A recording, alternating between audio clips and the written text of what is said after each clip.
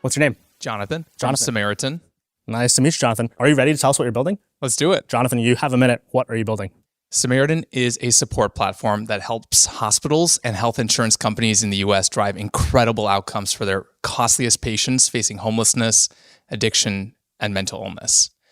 Essentially, what we do is we provide physical smart wallets to these patients on their way out of the hospital, out of the emergency room, because they land there all the time. And if that person is a member of Samaritan, they start to earn financial rewards and receive direct social support to take positive action steps that they set with a case manager towards stable housing, income, and health. Our business model is to license these wallets to health insurance companies and hospitals for about $1,000 to $1,500 per person per year. We're saving our customers about $5,000 on average per patient per year right now. So based on these outcomes, we've been able to contract with 5 Fortune 100 companies, Aetna, Centene, Humana, Molina, and Elevance. And we are past $1 million in annual recurring, raising a $2 million round in capital to take advantage of these national accounts. Round of applause. I'm just going to start by saying there are a lot of impressive facts and figures inside of there, but I am having a hard time off the bat kind of imagining the product. Absolutely. Complicated. It sounds like it's a first of its kind product in a lot of ways too. Yes.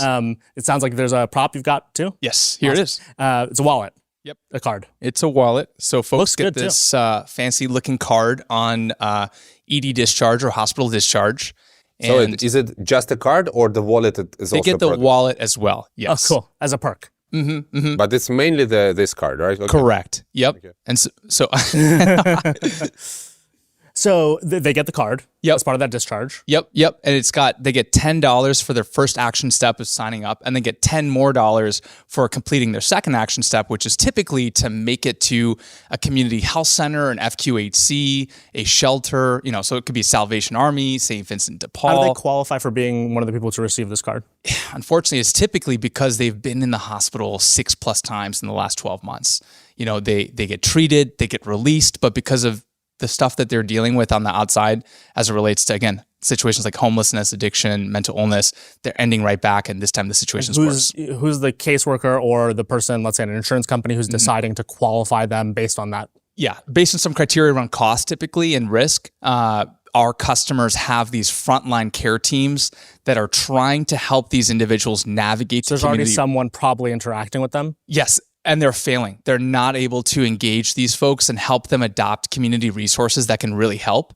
And that's what our solution solves. And then they're getting cash for taking positive action, or getting, is it credits for, is it cash or cash equivalent? Yeah, cash equivalent. Yeah. So they get Samaritan dollars on here, $5, $10, $20 for every positive action step they take. So some of it is contingency based or incentives. Some of it is unconditional. If they have a need, for example, like in order to make it to the job interview, they need a phone to get a call back, or footwear, or clothing, or a storage locker.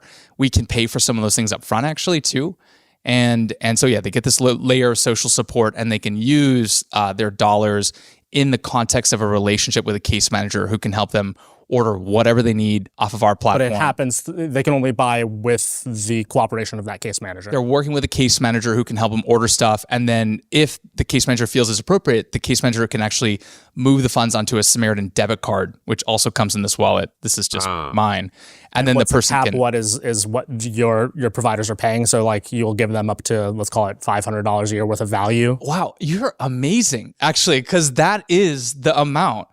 It's $40 a month times 12 months. It's about $500 a month. And then we have additional philanthropy that will flow in sometimes from people who have a vested interest in alleviating homelessness in their city.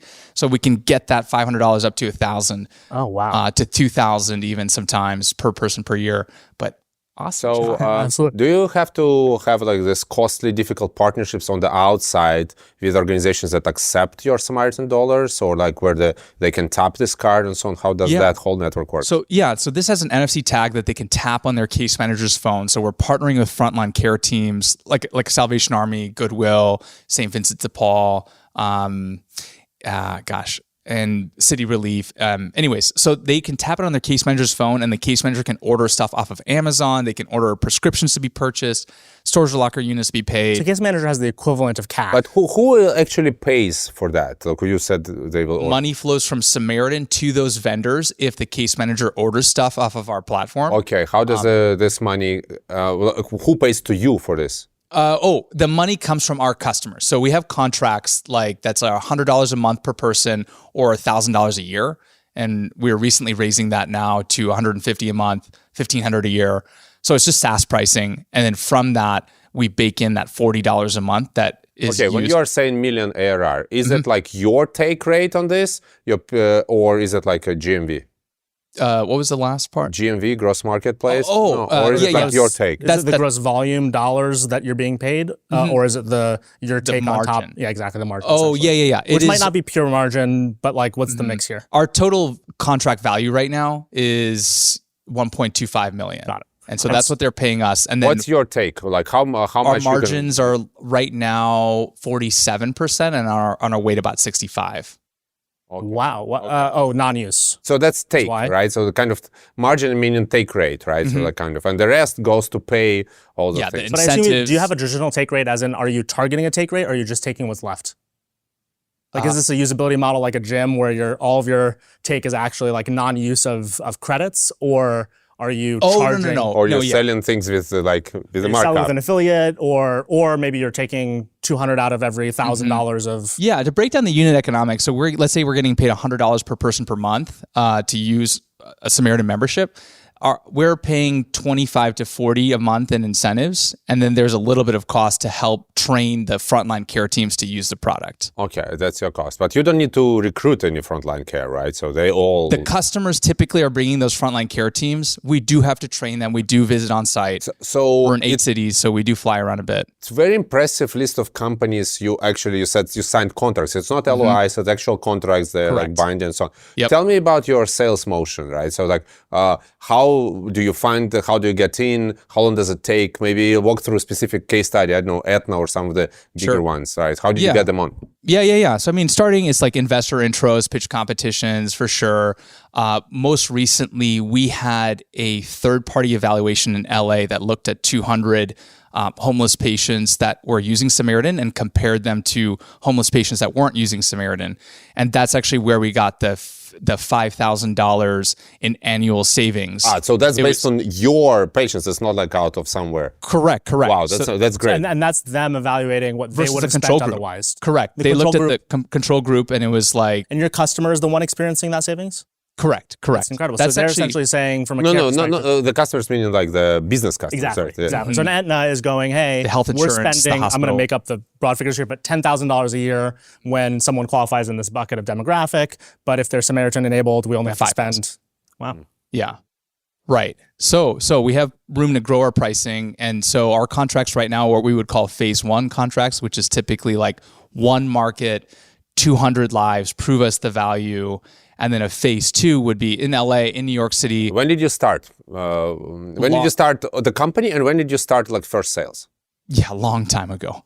We've been at this for a while. I started researching this in 2015, started working on it in 2016. It's been a long journey.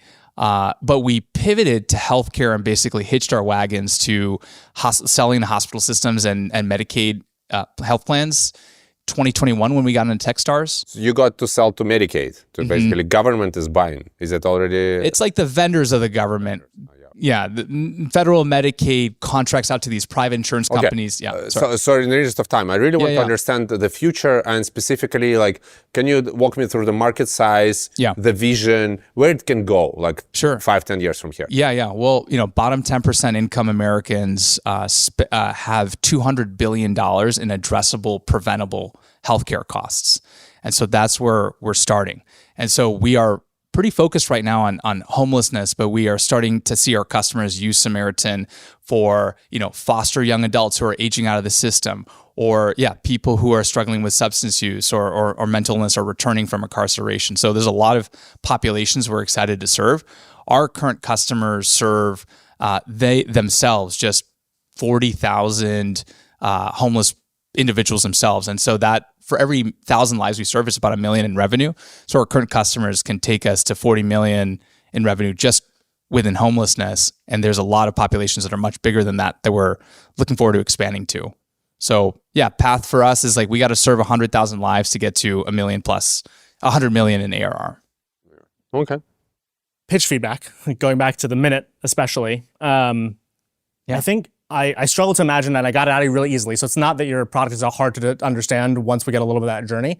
I actually typically don't recommend that people do a hero journey as part of their pitch. So if a founder does, and it finds it a struggle to work out, and this app is going to fix Anne's work, I don't like that usually because it's usually very cliche. It's usually a little bit, kind of cringe to follow. But in your case, because people might not relate to the user experience. Sure. There's lots of stakeholders involved in your user experience. There's also a very interesting financial transaction that I think most people are not used to in your experience. It might actually help you to have a very short version of, let's talk about Bob. Bob gets discharged. Bob is part of this demographic or bucket or this bucket within this insurance group or whatever it is. Therefore, he's going to receive this card that enables him as he takes positive action that is to the benefit of the carrier. We're going to reward him with credits in XYZ way. And that way, I'm not, because again, your pitch had a lot of very cool elements. You highlighted some stats, some numbers. There were interesting portions of it, but I was missing the middle, which is like the actual thing itself. So find maybe that very short hero's journey or like micro case study and story that you can tell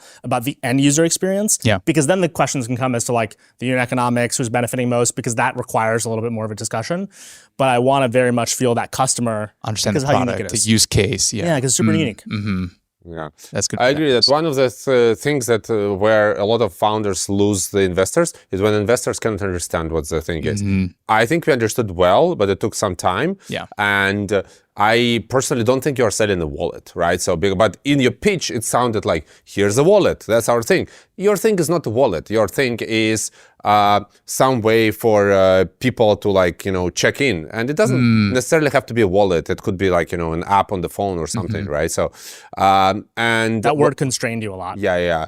And especially with crypto wallets and everything, it's like, yeah. Fair. So but another thing that I was missing is a little bit about the founders and the question I would always ask. Why? Imagine this idea, somebody else. Why you should be the ones implementing this idea? Sure. Why not this guy, right? Or these guys, right? So it's like, why you? We didn't have a chance to talk about your past or your co-founder's past, right? And yeah, I think that sometimes there's a very short, like 1-2 words on the market size is like, this applies to 10% of US population. Things like that could have helped. Yeah. Right. So makes sense. And I do want to know, so 10 seconds, why you? Why did you build this? Where does this come from for you? Gosh, my family, when they immigrated to snowy Buffalo, New York from South India, was given a social home that helped them find a physical home and stay here in the States after my dad graduated grad school.